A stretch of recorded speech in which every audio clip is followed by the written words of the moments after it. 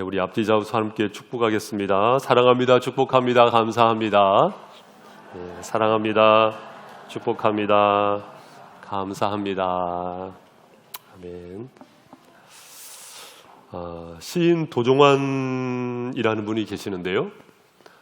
이분께서 담쟁이라는 시를 쓰셨는데 아마 아시는 분은 아시겠죠. 그런데 이 담쟁이라는 시가 참 마음에 와닿더라고요. 제가 한번 낭송을 해드리면, 저것은 벽, 어쩔 수 없는 벽이라고 우리가 느낄 때 그때 담쟁이는 말없이 그 벽을 오른다. 물 한 방울 없고 씨앗 한 톨 살아남을 수 없는 저것은 절망의 벽이라고 말할 때 담쟁이는 서두르지 않고 앞으로 나아간다. 한 뼘이라도 꼭 여럿이 함께 손을 잡고 올라간다. 푸르게 절망을 다 덮을 때까지 바로 그 절망을 놓지 않는다. 저것은 넘을 수 없는 벽이라고 고개를 떨구고 있을 때 담쟁이 잎 하나는 담쟁이 잎 수천 개를 이끌고 결국 그 벽을 넘는다. 저는 이 시 가운데 마지막 그 세 번째 연, 3년이 참 와닿더라고요. 저것은 넘을 수 없는 벽이라고 고개를 떨구고 있을 때 담쟁이 잎 하나는 담쟁이 잎 수천 개를 이끌고 결국 그 벽을 넘는다. 여러분, 우리가 살다 보면은 담을 만납니다. 장벽을 만납니다. 장애물을 만납니다. 그때 여러분은 어떤 생각을 하시고 어떤 선택을 하시고 어떤 행동을 취하십니까? 요셉이라는 인물이 그 인생을 가만히 들여다보면은요, 이런 장벽, 이런 담을 만났더라고요. 아마도 먼저는 요셉의 형들로부터 왕따를 당했을 때, 여러분 누군가로부터 차별 대우를 당했을 때 그 절망감, 그 아픔 있지 않습니까? 그런 장벽을 만났어요. 그리고 애굽으로 팔려갔을 때에 부딪히게 되어지는 문화 충격, 문화의 장벽, 아마 이 넘기 어려운 장벽이었을 겁니다. 그리고 그가 종살이를 하기도 했습니다. 누명을 썼죠. 그리고 그 누명을 쓰고 종살이를 하게 되었어요. 얼마나 억울했겠습니까? 그 장벽, 그 담. 그가 감옥에 갇히기도 했습니다. 감옥에 갇혔을 때 그 공포, 그리고 그 긴 시간을 기다려야 하는 그 기다림의 장벽, 그 담. 그런데 어떻습니까? 그가 그것을 넘어서잖아요. 그래서 심지어는요, 애굽의 총리가 되는 건데요. 말이 애굽의 총리지. 여러분, 이 요셉이요, 애굽으로 팔려갔던 소년 아니었겠습니까? 제가 말씀을 준비하면서 이렇게 설명할 수 있겠더라고요. 꽃제비예요. 꽃제비. 북한에 불쌍한 아이들, 떠돌아다니는 아이들을 꽃제비라고 하더라고요. 그런데 이 꽃제비라는 말이 어디에서 왔냐면 러시아요, 코체비에에서 왔다요. 코체비의 뜻이 뭐냐면은요, 방랑객 이런 뜻이거든요. 코체비에, 꽃제비, 북한에 길 잃어버린 꽃제비 어린아이와 같았었던 요셉이 러시아의 총리가 된 거예요. 애굽의 총리가 된 겁니다. 다시 말씀드리면 그는 넘어선 것입니다. 그 장벽을 넘어선 것입니다. 우리 성도님들도 그 장벽을 넘어서시기를 주님의 이름으로 축복합니다. 특별히 함께 보시는 본문의 말씀은 야곱이 축복하는 내용이에요. 마지막 유언하는 과정 속에서 그의 자녀들을 향해서 유언하는데, 그 중에서도 요셉을 향해서, 사랑하는 아들 요셉을 향해서 축복하고 있는 내용입니다. 이 축복은 단순한 축복이 아니고 요셉의 지나온 삶을 언어로 승화를 시키고 있는 내용이고, 또한 후대 믿음의 계승자들에게 따라가야 할 발자국을 제시해주고 있는 말씀이기도 합니다. 그런 의미에서 첫 절이었죠. 22절 우리 한 번 더 같이 읽겠습니다. 22절 시작. 요셉은 무성한 가지 곧 셈 곁에 무성한 가지라. 그 가지가 담을 넘었도다. 아멘. 여기 말씀해 보니까요, 셈 곁에 무성한 가지라. 그렇기 때문에 담을 넘었다는 것입니다. 여러분, 셈은 무엇을 말할까요? 생명의 원천이죠, 원천. 바로 그 셈 곁에 뿌리를 내린 그 나무, 그리고 그에 연결되어진 가지, 그것이 담을 넘었다는 것입니다. 그러면 셈은 무엇을 말하는 것입니까? 생명의 원천을 말하는 것으로서 만군의 주 하나님을 말하는 것이죠. 요셉이 하나님과 함께 했기 때문에 넘어설 수가 있었다는 것입니다. 할렐루야. 여러분, 요셉이 하나님과 함께 한 겁니까? 하나님이 요셉과 함께 한 겁니까? 하나님이 요셉과 함께 했을까? 요셉이 하나님과 함께 했을까? 창세기 39장 2절 말씀에 보니까요, 여호와께서 요셉과 함께 하심으로, 그렇죠? 명백하게 이렇게 나와 있잖아요. 여호와께서 요셉과 함께 하심으로 그가 형통한 자가 되어 그의 주인인 애굽 사람의 집에 있으니, 그러한 가운데 형통이 있었다는 것인데요. 그 다음 절이 참 흥미로워요. 창세기 39장 3절에 보니까 그의 주인이 여호와께서 그와 함께 하심을 보며 또 여호와께서 그의 범사에 형통하게 하심을 보았더라. 누가 보았다고요? 주인이 봤다는 거예요. 주인이 하나님께서, 여호와께서 요셉과 함께 하시는 것을 보았다는 겁니다. 그런데 여러분, 주인이 어떻게 봤을까요? 하나님이 눈에 보이지 않잖아요. 더군다나 지금으로 말하면 넌 크리스찬인데 어떻게 하나님이 요셉과 함께 하는 것을 볼 수가 있었습니까, 여러분? 그것은요, 요셉이 하나님을 찾고 하나님을 고백하는 것을 본 것입니다. 그것을 하나님이 요셉과 함께한 것으로 인정해 준 겁니다. 그렇습니다. 우리가 하나님과 함께하는 것은 곧 하나님이 우리와 함께하는 것인 줄 믿습니다. 그러한 가운데 뛰어넘을 수가 있는 것이죠. 우리가 잘 아는 말씀 있잖아요. 요한복음 15장 5절 말씀. 나는 포도나무여 너희는 가지니 저가 내 안에 내가 저 안에 있으면 이 사람은 과실을 많이 맺나니. 과실을 맺는 비결은 다른 것이 아닙니다. 연결되는 것입니다. 연결되는 것입니다. 생명의 근원자가 되시는 그분과 연결되는 것입니다. 떨어지면 안 돼요. 떨어지면 안 돼요. 떨어지면 떨어진 만큼 내 손해예요. 떨어져 지내면 떨어진 지낸 시간만큼 내 인생에 있어서 마이너스가 되는 것입니다. 사랑하는 성도 여러분, 제가 종종 하는 표현이 있잖아요. 뛰는 놈 위에 어떤 놈이 있다고요? 나는 놈이 있고, 나는 놈 위에 어떤 놈이 있다고요? 붙어가는 놈이 있는 거예요. 붙어가는 사람이요, 무서운 사람입니다. 하나님과 연결될 수 있기를 바랍니다. 양이 목자와 떨어질 수가 없는 거예요. 또한 양이 양무리와 떨어질 수가 없는 겁니다. 나 홀로 있으면 위험한 거예요.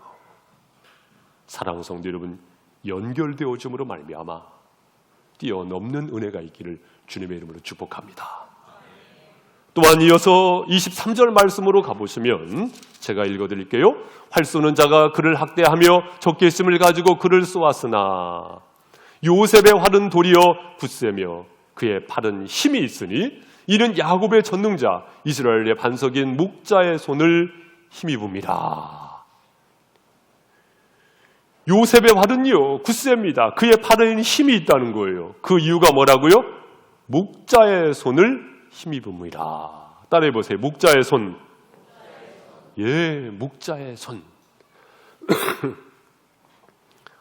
이 손은 성경에서 종종 능력을 말할 때 손이라는 단어를 사용했더라고요. 이것은 하나의 제유법이죠. 제유법. 문법으로 말하면 어떤 한 가지를 가지고 전체를 설명하는 것입니다. 성경에서 손을 이야기할 때는 능력을 말하는 것입니다. 시편 8편 3절에도 보니까 주의 손가락으로 만드신 주의 하늘과 주가 베풀어 주신 달과 별 내가 보니 손가락으로 하늘을 지으셨대요. 이것은 무슨 말씀입니까? 주님의 능력으로 지으셨다 그것입니다. 주님의 손, 목자의 손. 누가복음 11장 20절에도 예수님께서 하나님의 손에 힘입어서 귀신을 쫓았다고 말씀하고 있어요. 출애굽기 31장 18절에도 주중에 여러분 큐티하신 신명기 5장 22절에도 하나님이 친히 쓰신 것이다. 무엇을요? 십계명을 손가락으로 눌러서 쓰셨다는 거예요. 여러분, 하나님의 말씀은 능력인 줄로 믿습니다. 그래요. 바로 능력이 되시는 하나님의 힘, 하나님의 힘을 의지하실 수 있기를 바랍니다. 이 말씀을 나에게 주시는 말씀으로 끌어당기시기를 주님의 이름으로 축복합니다. 자꾸 다른 것 의지하려고 하지 마세요. 내가 기대고 있는 우상, 그것을 의지하려고 하지 마세요. 여러분, 내가 기대고 싶은 것 있을 수 있어요. 그러나 자꾸 조율하세요. 컨트롤하시기 바랍니다. 제가 주중에 한 동문 모임이 있었는데 그 테이블에 한 분께서 글쎄 복권을 사오셨어요. 왜 복권을 사오셨냐면 테이블이 한 12명 정도 앉았는데 그 12명에게 자기가 산 복권을 한 장씩 나눠주시는 거예요. 나름대로 그분께서는 그렇게 이제 서비스 하신 거예요. 고마운 마음으로 저 받았겠습니까? 안 받았겠습니까? 받았어요. 제가 제 돈으로 지금까지 복권 사본 적 한 번은 없었거든요. 왜냐하면 제가 청년 시절부터 나름 개똥 철학이 있었어요. 나는 일확천금은 노리지 않는다. 그런 제 나름대로 최고집이 있었거든요. 제가 그 복권을 주신 거니까 받았어요. 고맙게 받았어요. 그런데 그것을 받은 다음에 그분께서 그 말씀 하시더라고요. 본인께서 복권 2등 당첨된 적이 있대요. 그리고 자기가 산 복권은 당첨이 잘 된대요. 하면서 우리 테이블에 계신 분들한테 복권을 한 장씩 드리겠다고 하면서 주시는 거예요. 그런데 그 복권을 받아들게 되면서 며칠 동안 제가 가슴이 콩닥콩닥 했을까요? 안 했을까요? 그 참 무섭더라고요. 가슴이 콩닥콩닥 하더라고요. 그래가지고 제가 어제 제 아내에게 혹시 한번 맞춰봐. 그래가지고 맞췄는데 됐을까요? 안 됐을까요? 그렇죠. 안 됐죠. 그런데 저도 모르게 거기에 의지하려고 하는 마음이 생기더라고요. 물론 제가 복권 사시는 것에 대해서 정죄하는 것은 아닙니다만 저는 어쨌든 그런 주관을 가지고 있다는 것인데요. 여러분 혹시 하나님보다 재물을 더 의지하지는 않습니까? 하나님 앞에 결단이 있으시다고 한다면 제가 2024년도 1월 이 날을 살아가면서 우리 성도님들에게 한번 이 말씀을 드리고 싶어요.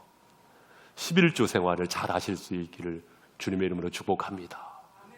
재물이 나의 우상이 아니라고 한다면 이 모든 것은 하나님의 것입니다 라는 고백 안에서 우리는 11조 생활을 하잖아요. 하나님께서 10개를 주셨어요. 그런데 왜 1개를 가져가시는 겁니까, 하나님?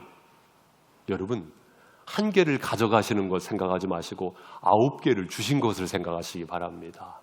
할렐루야. 그 마음속에서 인색함으로 하는 것이 아니잖아요. 그리고 그 11조 생활이 좋은 것이라고 한다면 자녀에게도 가르치시길 바랍니다. 자녀에게 안 가르치면 자녀 그것 못해요. 못합니다. 그것이 좋은 것이라고 한다면 자녀에게 가르치세요. 11조 생활이 율법이라고 알고 계시는 분이 계시는데 그렇지 않습니다. 모세 율법 이전에 그 위에 이미 야곱이 11조를 냈고요. 그 위에 이미 믿음의 조상이었던 아브라함이 11조를 했어요. 율법이 아니고 감사한 마음에서, 사랑하는 마음에서 한 것입니다. 제가 나름 주중에 묵상을 하면서 김동호 목사님을 제가 좋아하거든요. 김동호 목사님이 11조 설교를 어떻게 하시나 한번 들어봤어요. 그런데 참 마음에 와닿는 설명을 하시더라고요. 그분이 핵심 골자로 무엇을 말씀하시냐면 11조를 드려도 아깝지 않은 교회를 다니세요. 11조를 드려도 아깝지 않은 교회를 선택해서 그 교회에 충성하면서 11조를 드리세요. 그 말씀이 참 마음에 와닿더라고요. 그 말씀을 들으면서 동시에 저는 이런 생각을 하게 되더라고요. 11조는 누구에게 드리는 것입니까? 하나님에게 드리는 것이잖아요. 여러분, 하나님에게 드리는 것이 아깝습니까? 아깝지 않습니까? 나를 사랑하시는 하나님께 드리는 것이 아까워요? 아깝지 않아요? 아깝지 않죠. 세상에 흥청망청 쏟아붓는 것은 아깝지 않고 생명의 근원자가 되시고 나를 사랑하시고 나를 향해서 축복의 섭리하심으로 예비하신 그 하나님께 드린 것이 아깝다고 한다면 문제가 있는 것이죠. 문제가 있는 것이죠. 사랑하는 성도 여러분, 아마 제가 11조를 강조하는 설교를 글쎄요, 우리 성도님들 어떤 분은 처음 들으셨을 거고 어떤 분은 생소하게 들으셨을 거예요. 저도 제가 지나온 11년 동안 우리 교회에서 목회하면서 11조 하시라고 설교한 내용은 거의 없었을걸요? 몇 번 없었을걸요? 거기에는요, 저 나름대로 확신이 있기 때문입니다. 어떤 확신? 하나님께서 필요한 것은 주신다 그거예요. 할렐루야. 어떤 분은 저에게 목사님 11조 설교 왜 안 하세요? 그 말씀 하시는 분도 있더라고요. 그 이유는 저 나름대로 확신이 있기 때문이에요. 필요 이상의 것을 주시는 것은 아니지만은 필요한 것은 주신다 그거예요. 필요한 것은 주신다 그것입니다. 중요한 것은 무엇입니까? 하나님 앞에 정직한 것이 중요한 것이고요. 하나님 앞에 내 자신이 흐트러지지 않는 것이 중요한 것이지 내가 준비가 되면 필요한 것은 주신다 그것입니다. 할렐루야. 사랑하는 성도 여러분, 옆에 분에게 한번 말씀해 주세요. 2024년도 1월입니다. 하나님 앞에 하나님의 것을 드립시다. 3분 이상 시작. 하나님 앞에 하나님의 것을 드립시다. 예, 하나님 앞에 하나님의 것을 드립시다. 하나님의 것을 내가 모아가지고 부자 된 사람은 아무도 없어요. 그렇죠. 하나님 앞에 드리는 것을 기쁨으로 하시고 2024년도 1월을 시작하면서 하나님의 것을 하나님 앞에 드림으로 말미암아 그것이 우상되지 않기를 바랍니다. 건강이 우상이 되지 마시기 바랍니다. 내가 경험한 것이 그것이 우상이 되지 마시기를 바랍니다. 내가 혹시 약물에 의지하고 있습니까? 그것에 중독되지 마세요. 하나님보다 더 의지하려고 하지 마세요. 내가 술을 의지하고 있습니까? 술 취하지 말라. 이는 방탕한 것이니 성령의 충만함을 받으라. 그 어떠한 것도 내가 하나님보다 더 의지할 것은 없어요. 없습니다. 두려워하지 마시기 바랍니다. 이사야서 41장 10절 말씀에 두려워하지 말라 내가 너와 함께함이라 놀라지 말라 나는 내 하나님이 됨이라 내가 너를 굳세게 하리라 참으로 너를 도와주리라 참으로 나의 의로운 오른손으로 너를 붙들리라. 할렐루야. 의로운 오른손으로 붙잡아 주신다고 말씀하십니다. 그 믿음 안에서 뛰어넘으시기를 주님의 이름으로 축복합니다. 마지막으로는요, 25절 26절 말씀 함께 읽겠습니다. 시작.